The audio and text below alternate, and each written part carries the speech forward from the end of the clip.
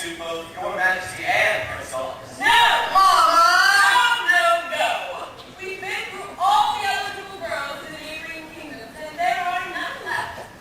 We'll just have to wait until their little sisters grow up and have 3 years! Well, madam, I plan to head north, over the mountains. Over the mountains? Across the mountain. Across the mountains? And into the marshland with the beautiful swamp that it grows. Marshland, so you have your Let him go!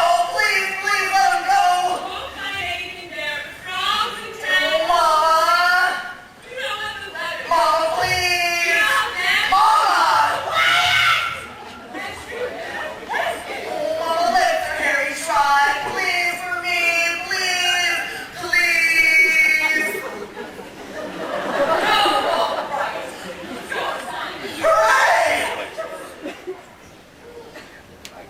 Come on, Marcus, you missed your photo. Good luck, Harry. Goodbye, Morgan. Don't worry. Everything's going to be all right.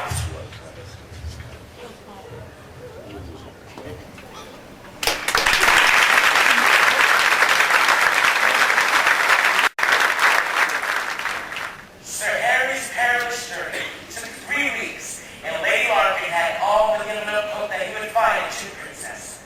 Then one sunny morning in mid-April, when the crocuses were just beginning to dot the meadows, the lookout in the north round tower spied 2 distant figures approaching at full gallop. The alarm was spread. Sir Harry's back! Sir Harry's back with a new princess!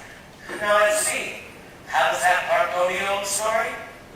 On a stormy night, to the castle door came a lass the prince had been waiting for. That, of course, is utterly untrue. It didn't storm that night at all. In fact,